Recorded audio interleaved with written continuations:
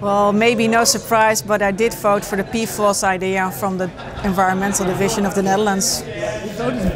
Maybe a bit biased, but I truly believe it's the best business case. You see my smile, I couldn't be more happy. I'm very proud of them, and I think all three did very well. But of course, only one can win, and I'm very proud of them.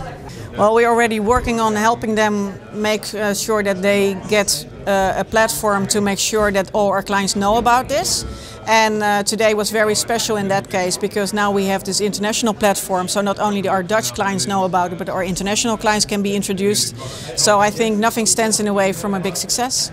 Well, I think the good thing about the Imagine contest, today we thought about celebrating our past in this AGLF, but this is about our future, because we need innovations to make sure that in the future we'll still be a winning team. And I think the Imagine Award helps us to realize how innovative we are and be inspired by it, and I hope that every year everybody will keep on entering the contest so they can show us what our potential really is.